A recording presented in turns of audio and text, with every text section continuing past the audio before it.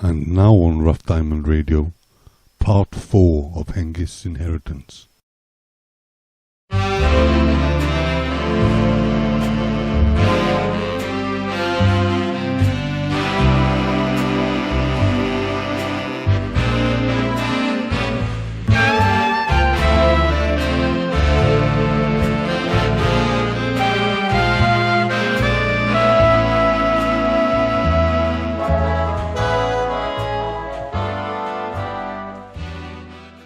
Chapter 16.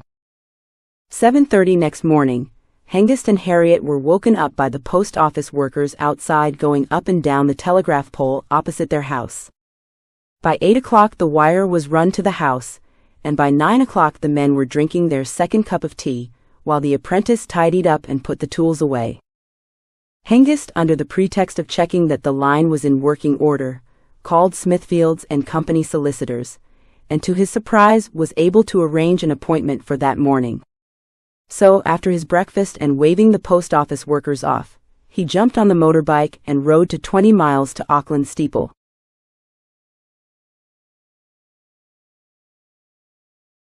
Chapter 17. Wilberforce. T. Shelby, the youngest and assuredly the least competent partner of Smithfields and Company solicitors of Auckland Steeple, pushed open the front door of the company's offices to start his day's work.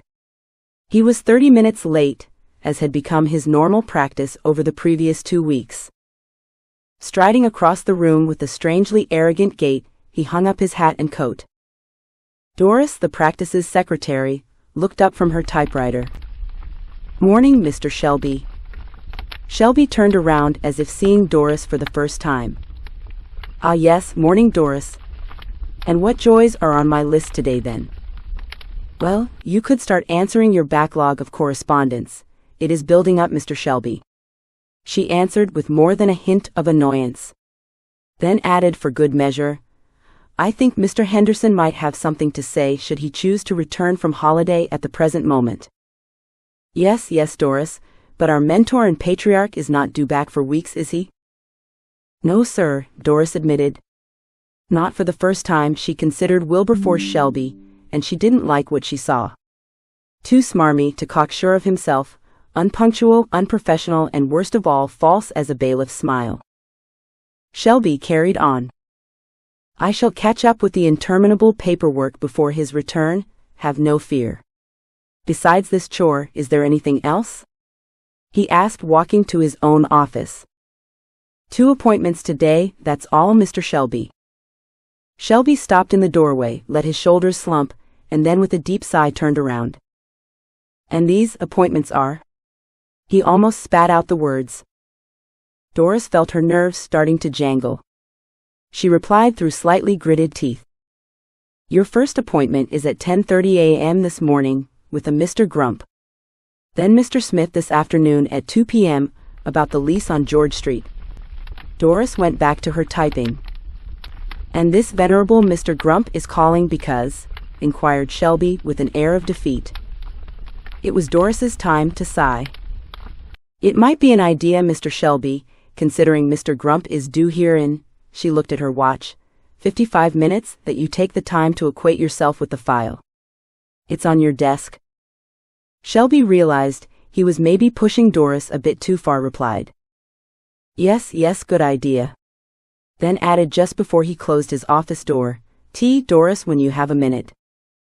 Doris did not look up from her typewriter, she just raised a 2-finger salute at the closed door. 5 minutes later Shelby re-entered the outer office clutching a sheaf of papers. Doris did not look up from her typing. "Doris?" "Yes, Mr. Shelby," she replied, still not looking up from her work. "What do you know about this Grump situation?" he asked with a genuine tone of interest in his voice. Doris wanted to shout, "Read the bloody files properly, you lazy, slimy, useless prick." Instead she stopped typing, took a deep breath and said, "If you remember, Mr. Shelby," she barely hid the contempt in her voice, "we received a letter from a firm of London solicitors who apparently are settling an estate through probate. Their letter is in the file. They instructed us, as we are a local firm, if we could trace an individual who was born down the road in Wallop-on-Sea. They even supplied us with a 5-guinea fee in advance with the instruction if we were unsuccessful to return the letter to them. Shelby's face was a blank, so she continued, "You instructed me to write a letter to the parish vicar to see if he could help, remember?" "Ah, yes, I remember." He did not.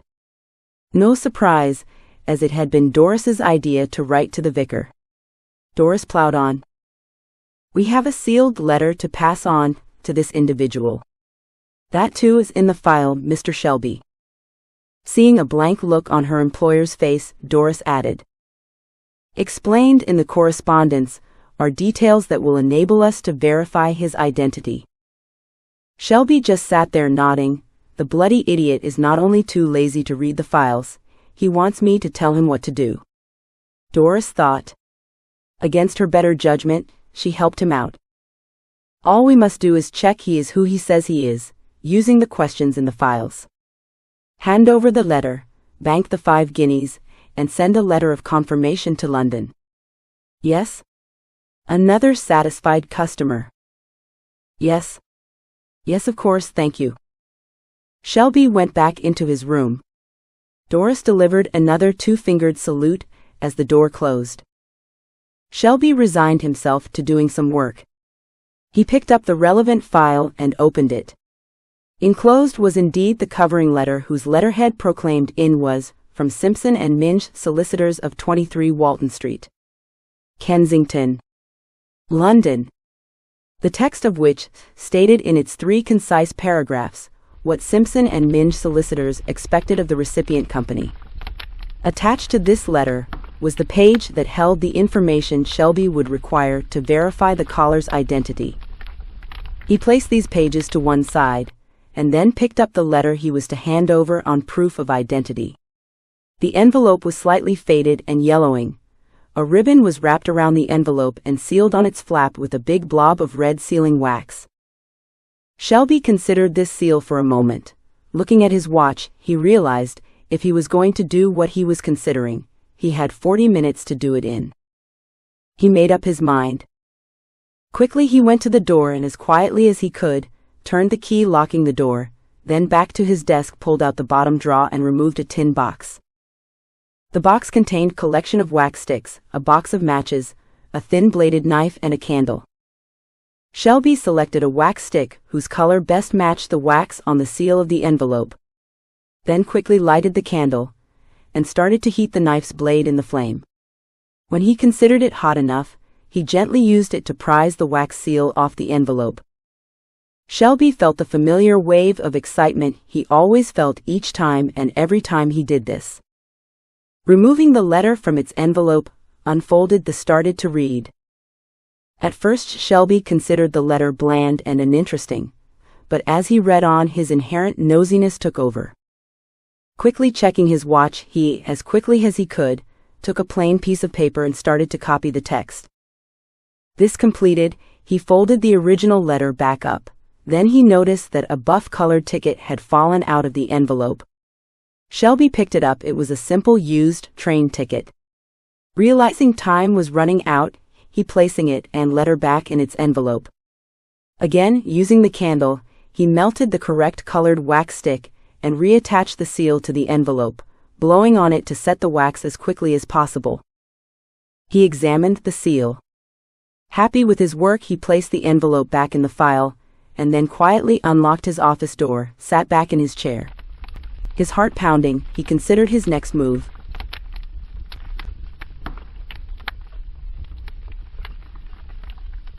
Chapter 18. Slowing down, Hengist pulled the motorbike combination up to the curb, outside a building where gold lettering proclaimed it was the offices of Smithfields and Company solicitors. Killing the engine, he removed his helmet, took a quick glance at his watch to confirm the time, then taking a deep breath, swung his leg over the bike and walked up to the door. Pausing for only a second, he turned the door knob and walked in. Doris the secretary looked up from behind her desk, smiled and cheerily asked, "Can I help you, sir?" "Ah, yes please. I called earlier. I have an appointment with a Mr. Shelby at 10:30 this morning." Doris made a show of looking at a piece of paper on her desk. Then you must be Mr. Grump. Oh yes, that's right. Just take a seat, Mr. Grump. Doris gestured to a row of 4 chairs against one wall. I'll inform Mr. Shelby you've arrived. Then with another smile, she raised herself up out of her chair and walked up to Shelby's door, knocked lightly, opened the door and entered. Hengist didn't quite hear the exchange, but Doris soon returned. Closing the door behind her, announced, Mr. Shelby will be with you presently, Mr. Grump. Hengist smiled in response. As Doris closed the door, Shelby took a few seconds to double-check that no evidence was visible of his tampering of Hengist's letter, then crossed the room, opened the door into the outer office. Mr. Grump, please come in, so nice to see you.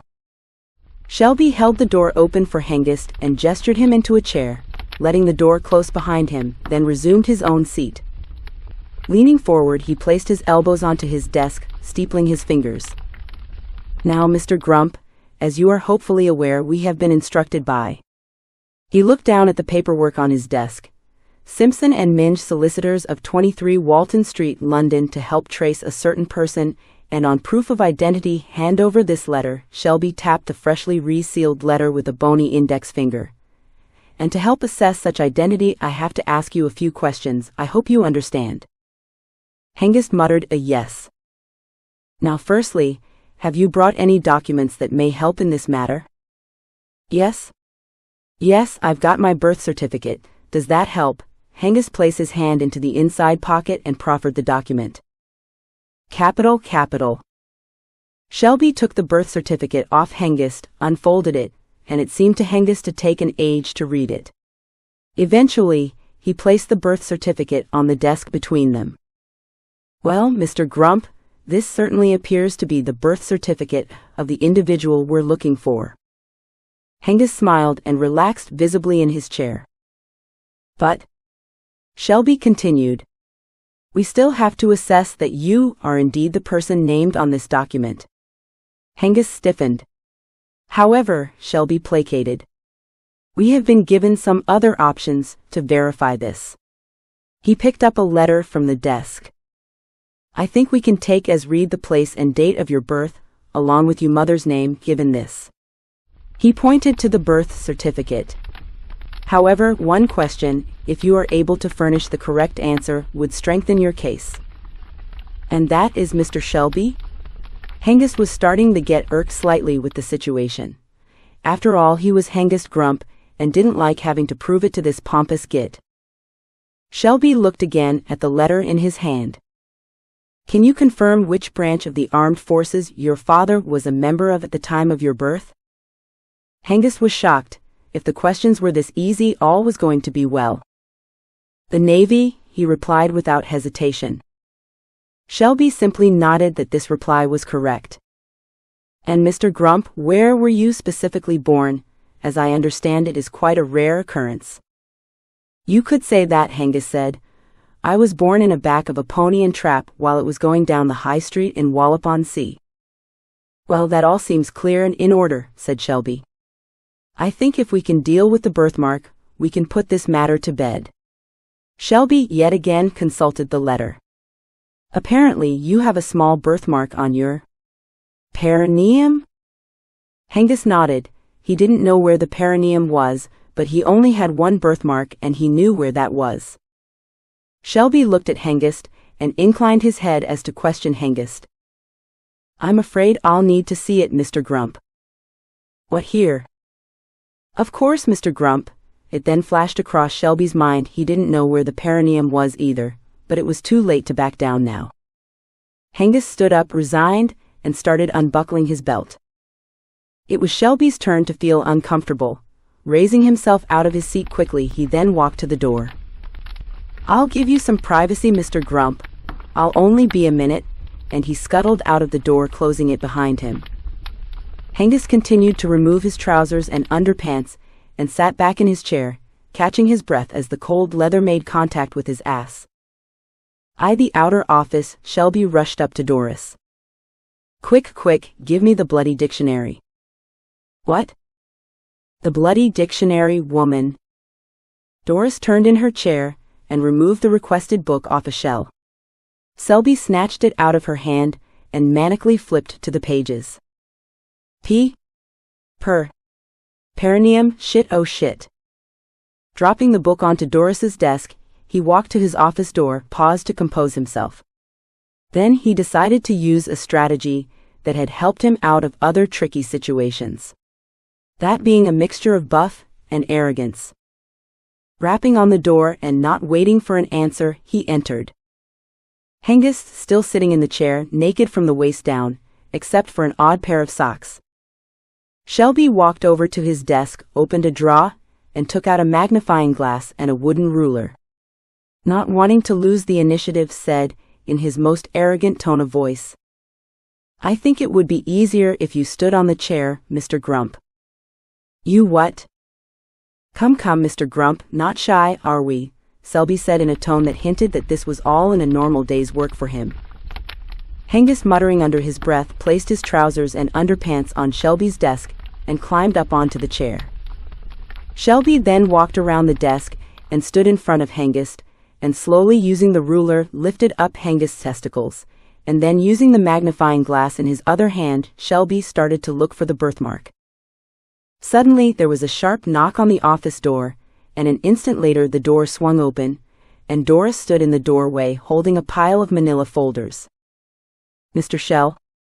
Jesus Christ, what the?" Hengist looked in the ceiling and emitted a small whimper.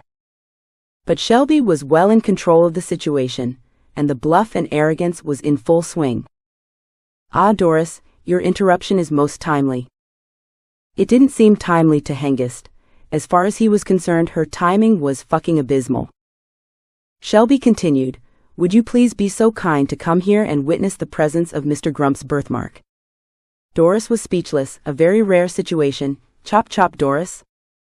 Doris, stunned, sidled over to Shelby's side. He continued, "Doris, could you confirm the presence of a birthmark on Mr. Grump's perineum, and would, if required, be willing to state as much in a court of law?" Doris, refusing the offer of the use of the magnifying glass, peered under Hengist's scrotum, and saw there was indeed a small birthmark. Yes, Mr. Shelby, I can." Good, said Shelby, removing the ruler, letting Hengist's testicles drop down. Turning to Doris, Shelby said, as if nothing out of the ordinary had occurred, "Yes, Doris, you wanted something?" She didn't answer. She was transfixed by Hengist's swinging genitalia. Shelby smiled. He loved having the upper hand. "You may step down now, Mr. Grump," he said. Adding, "Doris? Doris?" The secretary snapped back to life. "Yes, sir?" "A cup of tea for Mr. Grump and myself, if you would be so kind." "Yes, Mr. Shelby," the shell-shocked Doris said, leaving the room to put the kettle on. Hengist clambered down of the chair. Shelby sat back behind his desk as Hengist dressed himself, and Doris clattered some cups in the outer office. When Hengist was fully dressed and was seated back at the desk, Shelby continued, "Well, Mr. Grump, I think we can say that your identity has been suitably proven, and therefore, this is yours." Shelby picked up the yellowed envelope, leant forward, and handed it to Hengist along with the birth certificate. Hengist looked at it, questioningly. "Is this it, Mr. Shelby?" Hengist asked, disappointed.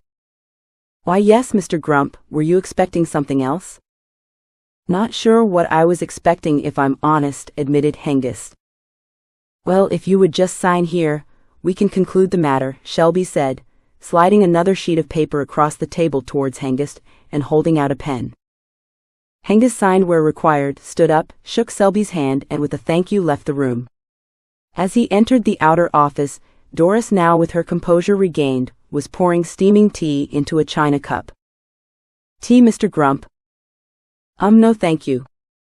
Then after a pause added, "Look, I'm sorry about that," pointing back towards Selby's office. "No need, Mr. Grump, it couldn't be helped, beside I think it's cute."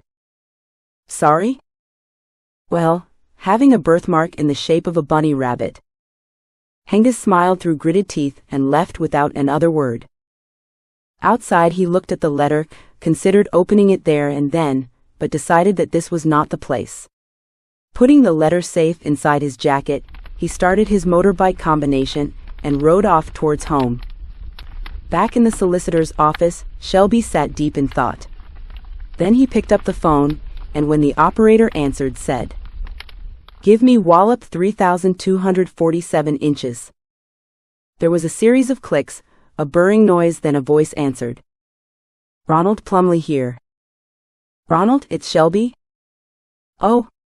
What is it, Shelby? I'm busy. I've come into some information that we might benefit from." "Ah, I see." Ronald Plumley considered this information. He'd known Shelby for a long time and didn't like him, but then Ronald Plumley didn't like anybody, and if Ronald Plumley could stretch a point and say he had a friend, Shelby would be as close as it gets. "What is it then, Shelby?" "As I said, I'm busy." "Rather not say over the phone, Ronald. All right if I pop up to the hall for a coffee about 4 p.m. Ronald Plumley, mindful that he might miss out on an opportunity, conceded to the suggestion. "I don't see why not, old boy. See you at 4 then." Then hung up the phone. Ronald Plumley then straightened his stockings, gave his suspender belt a twang, and walked back to the bed, on which reclined a similarly dressed, overly made-up woman in her 50s, who held up a spanking paddle. "About time, you naughty boy. Double for you today, for keeping Nursey waiting." "Yes, my dear," came the excited reply. Shelby had heard the click as the line went dead. Replacing the phone back into its cradle, he sat back in his chair, and was soon again deep in thought. Chapter 19. Hengist soon arrived back home, and was sitting at the kitchen table, the ubiquitous cup of tea in front of him. Harriet fussed about. Well, what happened?" she asked. "This happened." Hengist removed the letter from his jacket pocket, holding it up for her to see. "What does it say?" "Don't know." "Huh? Not opened it yet, have I?" Harriet's patience had run out. "Open it then, for God's sake. Or are you going just sit there like a retarded piglet?" Okay. Hengist broke the seal, and undoing the ribbon, he looked up at Harriet. "Well, here goes," he said, opening the envelope and removing the letter. As he unfolded the letter, the buff train ticket fluttered out and fell onto the table. Hengist paused, picked it up, looked it over, then with a shrug of his shoulders to Harriet placed it back down on the table, and started to read the letter. "Hello, Hengist. If that indeed is your name. My name is Bill Trumpton. I assume your mother talked of me. I'm your father. I'll keep this simple. My health is failing, and I have been advised to place my affairs in order before it is too late. Therefore I have instructed, on my death, that you receive this letter.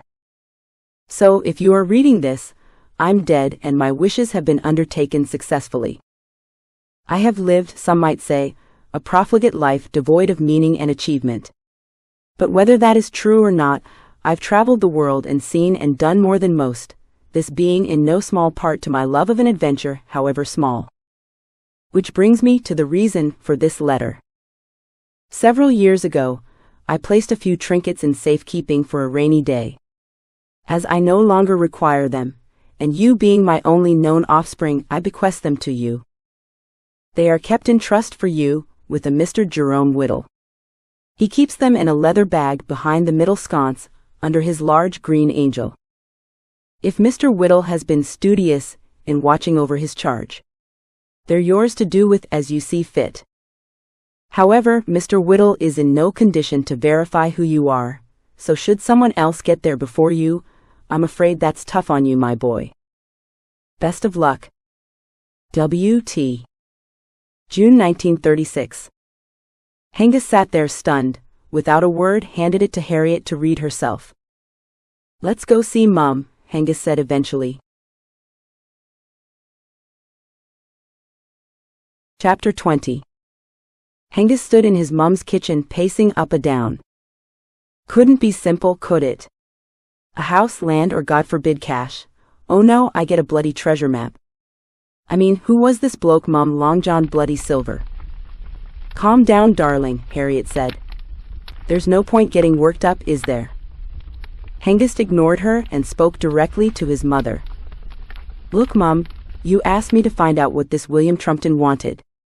Well, I've done that, so it's your turn. What's the story with this bloke?" Mavis looked at Alf, who shrugged his shoulders. Mavis made her decision.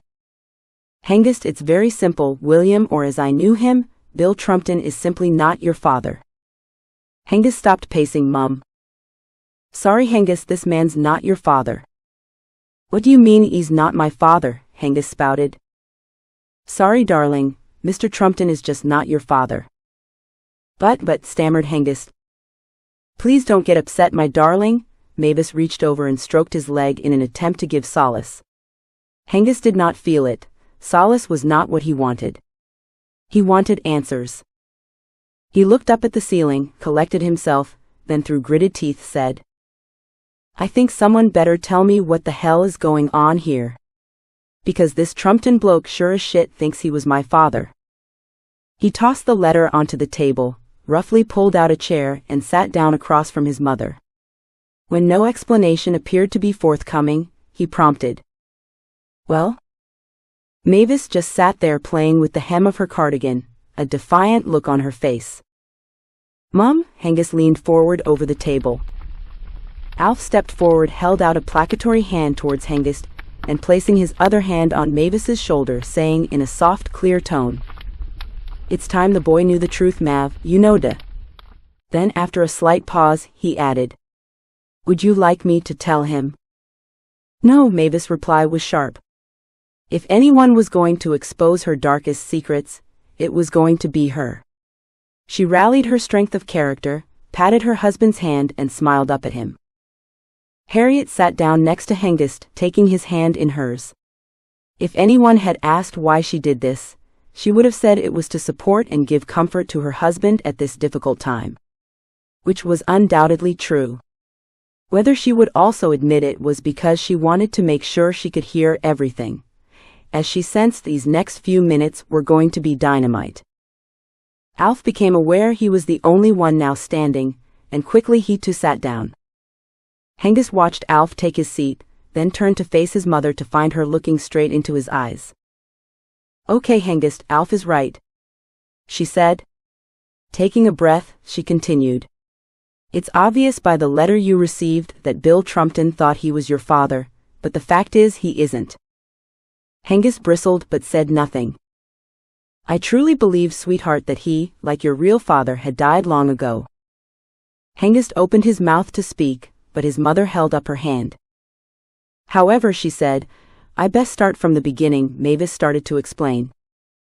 "I met Bill Trumpton at a friend's Christmas party. He was apparently on 48 hours leave from his ship.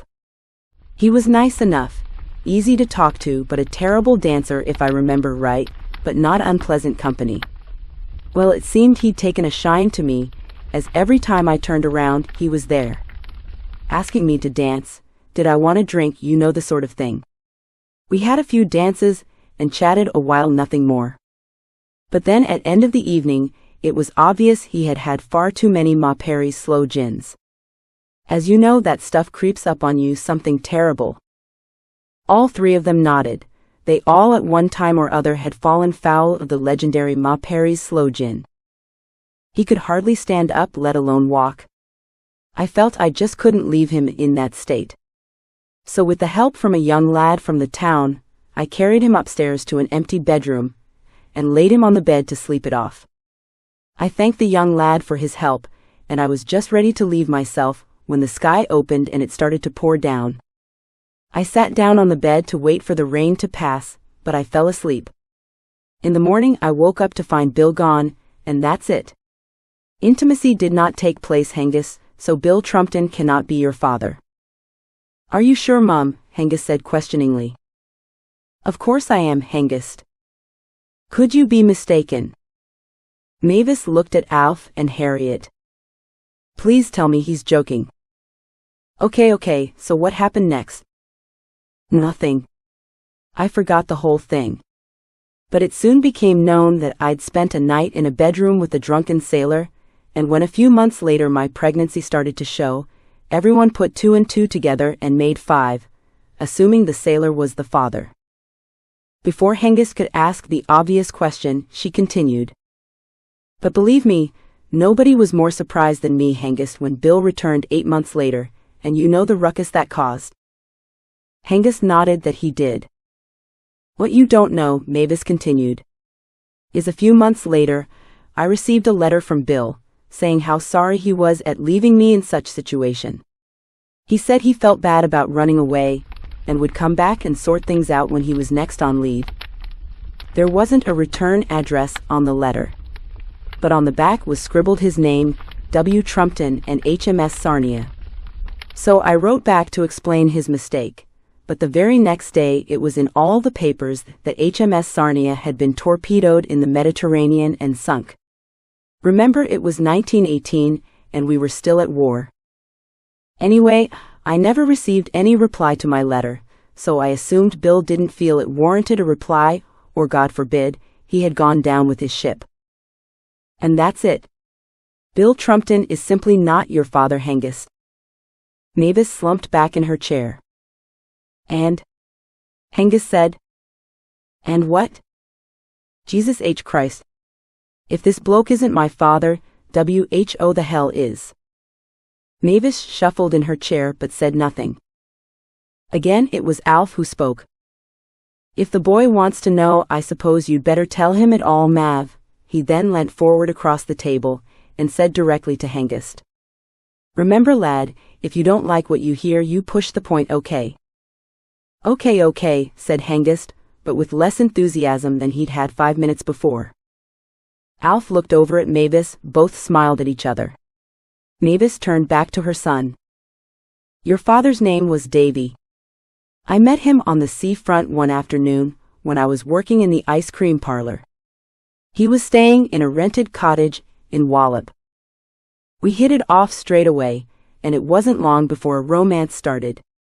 We kept our romance a secret, as I was only 20 at the time and Davy 31. As we didn't think your granddad would take it too well, he was funny about things like that. So we met in secret for several months. Then one day we had a row over nothing, a lover's tiff.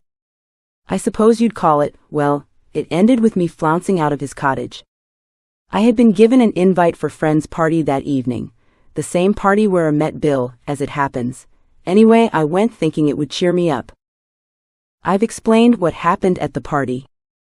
Anyway, when I got home, I found Davy waiting in the street. He'd been there all night. We soon made up and carried on as before, and it was not long after that you were conceived. We still somehow managed to keep our relationship a secret. Davy was very insistent about that. So when my pregnancy started to show, everyone thought the father was William Trumpton, which suited us. Then William returned, and you know all about that. Hengist nodded his head that he did. Anyway, a few days after you were born, I was woken up by Davy throwing stones up at my bedroom window. I opened the window, and Davy climbed up and into my room. Now I have to say Davy was no angel. If I'm honest, he was a bit of a rogue, a charming silver-toothed one, but a rouge nonetheless. Now over the months we'd been together, Davy often went away for the odd days here and there, never saying where he was going or when he'd be back. So when he sat me on the bed and told me he was going away for a week or so, as there were a few things he needed to do, I wasn't concerned. He promised me he'd be back soon, but when he'd not returned 2 weeks later, I started to worry. And when he'd still not returned in a month, I realized he wasn't coming back. And I was right, I never saw him again. The bastard. Hengist muttered. Oh no, Hengist, it wasn't like that. His mother quickly jumped to her late lover's defense. Hengist just looked at his mother, puzzled. She explained. I can see how you would think he abandoned me, but it wasn't like that. Mavis paused. What do you mean, Mum? Mavis wiped away a tear and said. Alf, you tell him the rest, please, will you? Alf smiled lovingly at his wife. If you want me to, sweet pea. Mavis nodded, she did. Alf took up the narrative. There's no easy way to say this, so I'll just say it. Your father didn't return because he was dead. Dead? How? Why? Alf looked at Hengist. Well, you may as well know the rest now. Your father Hengist was a crook. That's how he came to Wallop-on-Sea in the first place. He was keeping a low profile after his last job. He let that sink in, then continued. Mind you, he wasn't just a run-of-the-mill crook. He was a very good and successful one. He was a Petersman, to be totally correct. Hengist looked vacant. You know what a Petersman is, don't you? Alf asked. Hengist didn't. Alf educated him. A Petersman is a crook who can open safes without the key or combination. Like a safe cracker. Yes, if you like, and your father was one of the best. Other crooks would pay him handsomely to open safes for them, saving them time or the risk of damaging the safe contents. Sometimes they would remove the safe if they could and bring it to him to open. Other times he would go with them on the job and open the safe in position. But it didn't stop there. One day he realized there was a need for other specialized services. So he recruited a group of trusted people that could help arrange, at a cost of course, any service a criminal required. If you needed a certain house watched, you spoke to Davy, and as if by magic, a flower seller would appear across the road, and you would by the end of the week have a list of callers to the house, the times they called, staff shifts and movements, what time the butcher boy arrived, and if he was banging the fat chambermaid or anything else you needed to know. Hengist just sat the mouth open. Alf continued. It wasn't just the mundane that Davy arranged. There were the more surreal jobs too. Like the time he was approached by Mad John Grandley, the snooker hall king of Swindon, who had a problem with a corrupt local MP who had accepted a bribe to make sure a building scheme was given the go-ahead. Work that would result in the demolition of Windy Willows, the old people's home where Mad John's mother lived. The job culminated in Davy arranging for a London double-decker bus to break down in Trafalgar Square, at exactly the right time in exactly the right place, so the photographer sitting on the top deck had the perfect position to take a photograph through a third-floor flat window, where the corrupt member of Parliament was doing unspeakable things with a ferret to the Speaker of the House. The MP was then persuaded to withdraw support for the new building scheme, also donating the financial backhander he'd received to the charities, the Ferret Sanctuary, and the Bethel Green over 60 holiday funds.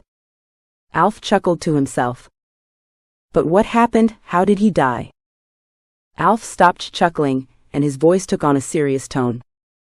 On his last job, he was commissioned to obtain a packet of seeds of a very rare orchid for some collector or other. The seeds were kept in a locked safe in the Orchid House office in Kew Gardens, London. A plan was arrived at where, at exactly 7:30 p.m., there would be a power cut in the area. Then under the cover of darkness, Davy would make his way onto the glass roof, across the palm house, to lower himself down to a walkway. Then onto the orchid room office, where he'd open the safe and remove the seeds. The evening before the job was to go ahead, Davy had arranged in his indomitable way the installation of ladders and railings to enable him to make his way safely across the roof. On the next night the area was plunged into darkness precisely on time. Davy crossed roof, entered the office, opened the safe, removed the seeds, and started back, but the ladder ties had been deliberately loosened for his return trip. So when your father stepped on them, they gave way, and he fell to his death in the orchid room. Deliberately loosened? You mean he was murdered? Stammered Hengist, hardly able to take this all in. I'm afraid so, son. Did the police catch him? The person who loosened the ladder ties, I mean? Hengist asked. Alf smiled as if laughing at a personal joke. Police? No, son, they weren't called. Why the hell not? Are you telling me whoever did it has got away with it? Alf laughed again. No, son, the bloke who was responsible was called Nathan Yap, a small-time crook, a no-hoper who used to scrape a living stealing luggage at railway stations. A class act then, but why did this Yap hate my dad so much? We think he was hoping to muscle in and take over Davy's work. But everybody knew that Yap wasn't up to it.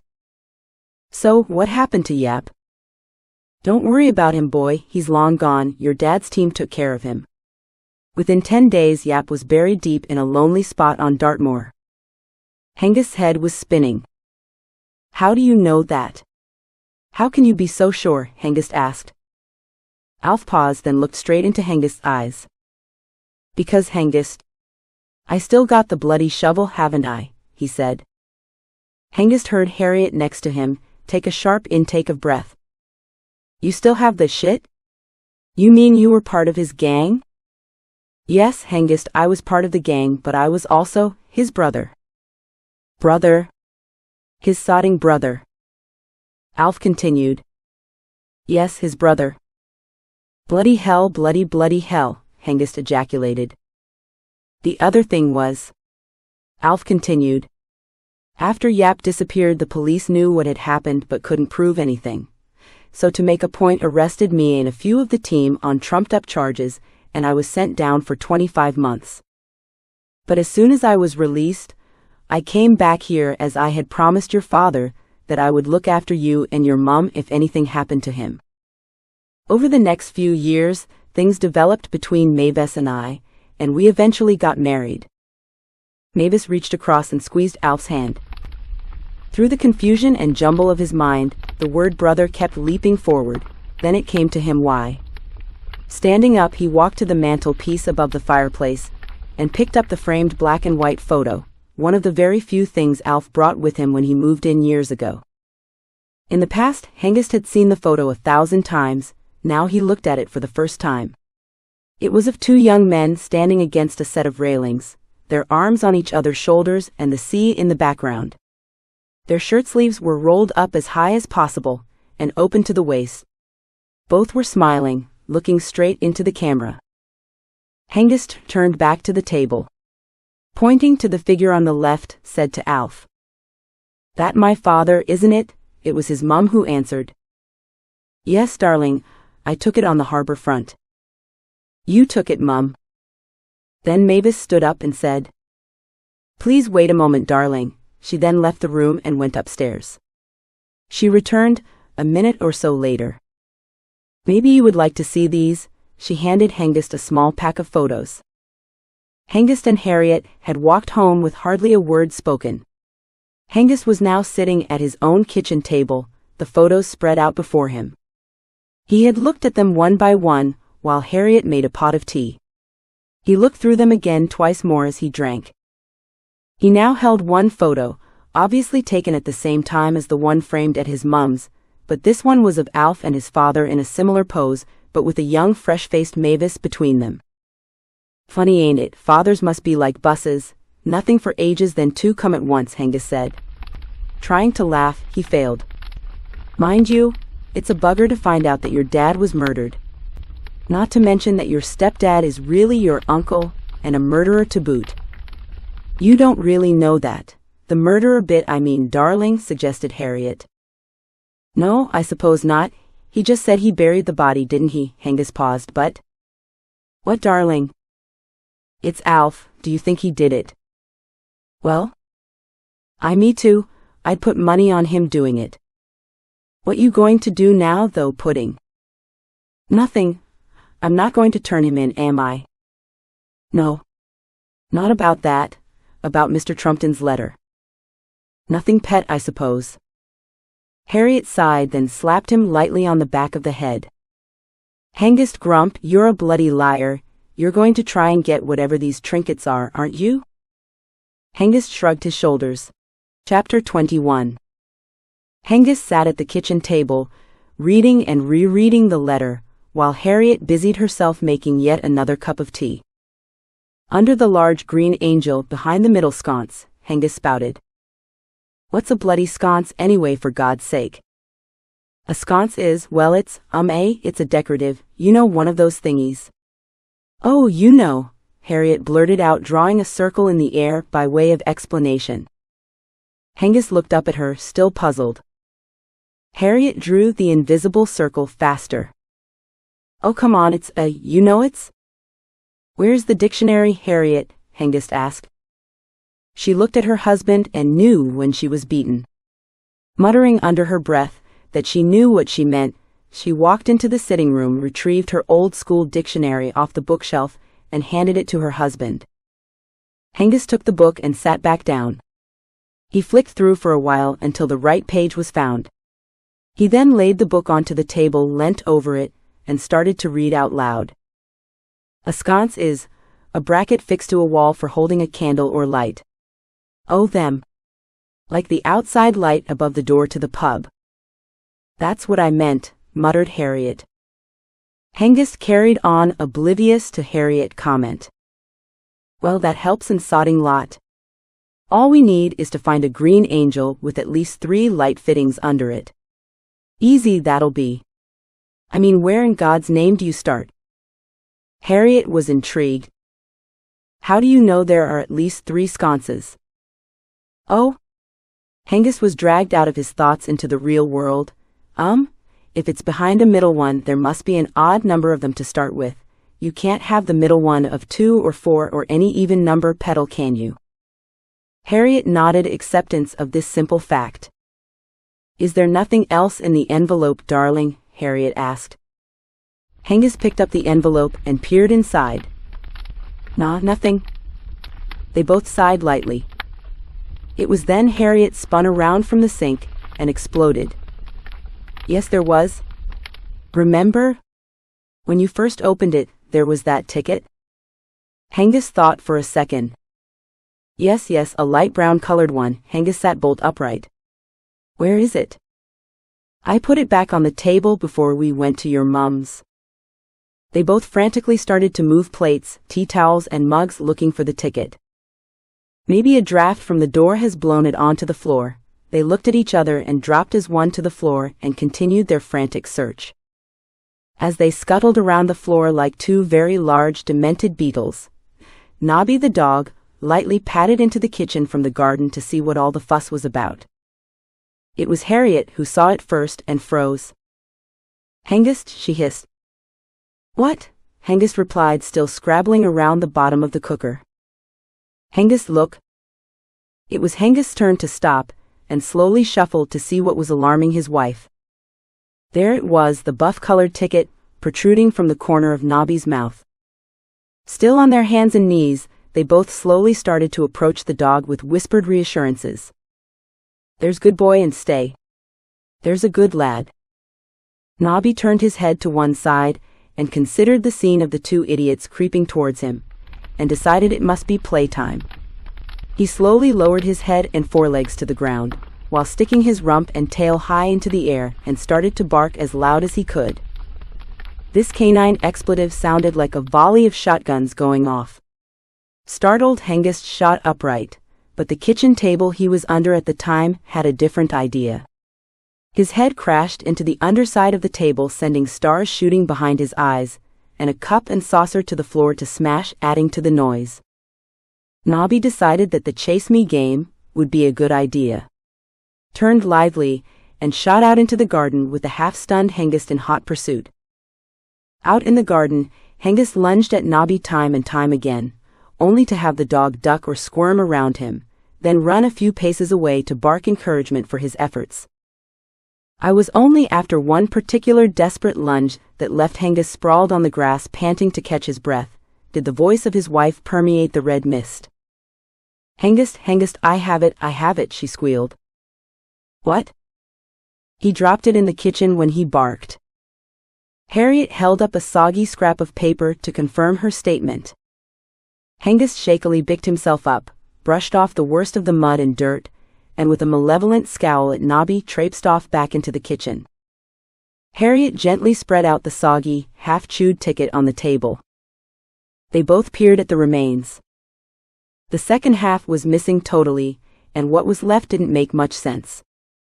They both studied the ticket for a while, and all they could make out was British Railways and some meaningless letters. Hengist sighed and pushed himself back in his chair. What we need is someone that knows about trains and the railways, Hengist said. They both looked up from the table at each other, and said in unison, Mark? Where will he be now? Hengist asked, looking at his watch. At home? I think having lunch is my bet, he said, answering his own question. Chop chop, no time like the present, my darling, Harriet said, snatching up her coat. We can go on the bike, it'll be quicker. Are you sure, darling? Yes, yes, come on, before he goes back to work. Hengist replaced the letter and half-chewed ticket back into the envelope, and tucking it into his pocket, he followed Harriet out of the door. Mark, the erstwhile road sweeper and discoverer of French porn, was also a railway nut first class. His obsession with the railways even played a part in where he lived. This being a small cottage, that was stated in the rental agent's literature to be overlooking a train track. Overlooking was an understatement, as if the cottage was 20 foot closer, it would be on the bloody thing. However, this was a convenient arrangement for all concerned. The landlord benefited, as he was able to rent a property that few people found desirable due to the noise, steam, and smoke of being that close to a railroad. Mark also benefited, as he had reduced rent for a place to live that he found to be perfect, for the very same reasons others shunned the property. He simply loved the clatter of the metal wheels crossing the points, the whoosh of steam brakes, and the other mixture of sounds and smells that accompanied the railways. Rumor has it he even made love to his lady friend to the rhythm of the 22.24 Brighton to King's Lynn Express, while wearing a GWR hat, blowing a station master's whistle, and waving a small red flag at the climax of events. But the rumor had never been proved. The motorbike and sidecar bumped down the dirt track to the lone cottage, one railway cuttings. Mark was there sitting on the step smoking a fag, the remains of a cheese sandwich on a plate beside him. Hengist waved a greeting. Parking up, he dismounted and helped Harriet extricate herself from the sidecar. Mark, my old mate, said Hengist. Mark ignored him, his eyes fixed on Harriet. It wasn't mine, Harriet. I found it, and he, pointing to Hengist, wanted to borrow it. Honest, it wasn't my idea, blurted out Mark, panic in his voice. Harriet, always quick on the uptake, put a serious expression on her face. Walking up to still-seated Mark, she leant down closer to the uneasy road sweeper and whispered, "Tell that to the police." "The police?" squeaked Mark. Harriet straightened up laughing, and placed her hand on Mark's shoulder. "Only joking, Mark. I know all about the mucky book. You boys?" "I don't know," she tutted, shaking her head, adding for effect, "I think page 32 is impossible, by the way. But we haven't come about that, we thought you might be able to help us with something." Mark, when he realized that he wasn't going to get it in the neck from an irate wife, relaxed. "Help you how?" "Well, we want to ask you." Mark held up a hand, stopping Harriet in mid-sentence. For a few seconds the three of them stood there in silence, then the sound of an approaching train was heard. A few seconds later, an express train smashed through the air not 20 foot away from where they stood. Hengist and Harriet involuntarily shied away as the displaced air hit them. Mark just sat and reveled in the moment. As quickly as it arrived, the express departed, and silence again reigned. "The 157 to Southend," Mark said by way of explanation. Harriet tried to put her hair back in some sort of order. Hengist cut to the chase. He removed the half-chewed ticket out of the envelope and handed it to Mark. "What can you tell us about that, mate?" Mark took the proffered ticket, studied it for a while. "Well, it's an old railway ticket, ain't it?" "We know that," said Hengist, exasperated, "but can you tell us any more?" Mark looked at it again. "Okay, it's an old railway ticket for a coffin." "A coffin?" "Well, yeah." Mark held up the ticket as if explaining for the 100th time that 1 + 1 = 2 to a dim-witted child. "How on earth do you know that, Mark?" Harriet asked. "Easy." Mark warmed to his task. "See the large cough on the middle line? Well, that stands for coffin." "Yes, but the rest of the word is missing. The whole word could be coffee or a name of a station, anything," Harriet queried. No, Mark rolled his eyes. "That's the line where the type of ticket is shown.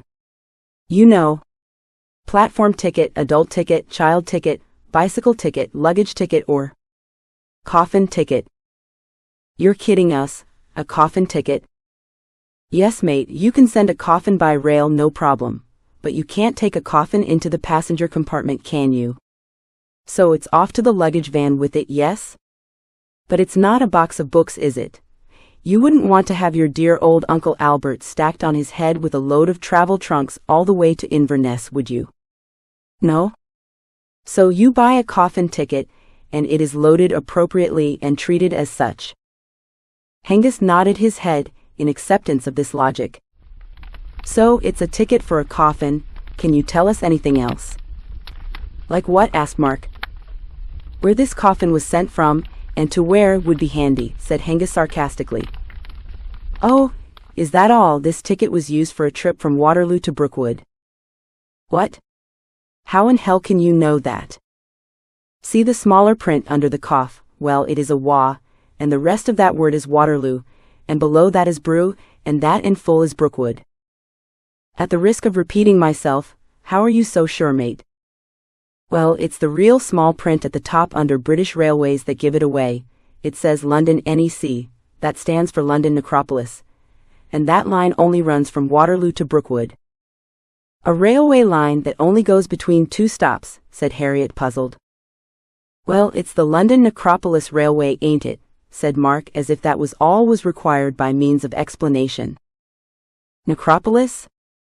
That's something to do with dead bodies, isn't it? Asked Harriet. Cemetery, Mark said. You what? Necropolis is another name for a cemetery. Harriet, you may find green angels in a cemetery. Hengist squawked as the penny dropped. He then turned to Mark. So you say that this ticket, Hengist genteelly retrieved the ticket from Mark's hand, was used to send a coffin from Waterloo to a cemetery called Brookwood? Yes? Well, yes, Mark confirmed. Then continued, hang on. He then stood up and entered the house, returning a minute later, and held out a book to Hengist. There you go, mate, that tells you all about it. Hengist examined the book's cover. It proclaimed, Brookwood Gothic Masterpiece. Can we borrow this, mate? Yeah, of course, then added, but I want it back, okay? Not a problem, I'll get it back in a couple of days. It crossed Hengist's mind that Mark didn't care about getting his mucky book back, but one on the railways was a different matter. Harriet and Hengist said their thanks and walked back to the motorbike.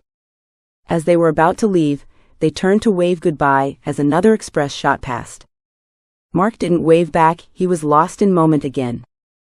Jumping back on the motorbike, they drove home, and were soon seated at the table, the book open in front of them.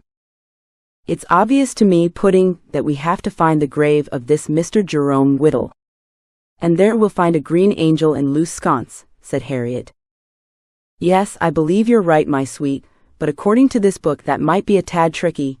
This Brookwood is the main and largest cemetery serving London. After reading further, he added, there is often only one train a day that takes the coffins and the mourners the 24 miles from Waterloo straight to Brookwood. It's normally at 10 a.m. Then when their services are completed, returns back to Waterloo. Harriet thought for a moment, then said, Okay, we'll go to London by the 7:12 a.m. train tomorrow, tag on to a funeral at Waterloo, then at Brookwood slip away, find this Jerome Whittle's grave, pick up the package, then wait for the train back. It may be not that simple, Harriet. This place is massive and a warren, and we don't know where his grave is. Look at this photo. Hengist turned the book to face Harriet. Harriet looked at the photos and understood what Hengist meant. There were hundreds and hundreds of tombstones, mausoleums, simple crosses, and statues galore. One picture showed rows and rows of what identical white headstones. Another showed innumerable small and large monuments of incredible variance disappearing into what looks like a small forest. What on earth is that? Hengist turned the book back to face himself. Which one? He asked. That one. Harriet leaned over and tapped one of the photographs. It seemed to show a row of stone-built ornate beach houses, half covered in ivy. They are family tombs, Petal. What, every one of them? Yep, every one. Not going to be as easy as you thought, is it, Sweet Pea? Evidently not, considered Harriet. But finding the grave is not the problem anyway. Why not? We simply ask. There must be a map and register in the groundsman's office or such. We just say we've come to pay our respects to old Jerome Whittle, and can they direct us to the grave? The problem comes in getting the sconce out, and if anyone is watching. We might have to wait there until dark, then how do we get back? The train will be gone. Harriet poked the same photo as she had previously. I'm not spending a night there, she squeaked. Can't say I fancy it myself, Hengist replied. So, what are we going to do? I think we go there as you suggested tomorrow. I'll hide some tools under my jacket. We'll find Whittle's grave and if possible, remove the bag. If not, we can come back at night when we know the position of the grave. Tomorrow it's Brookwood. Here we come then, said Harriet.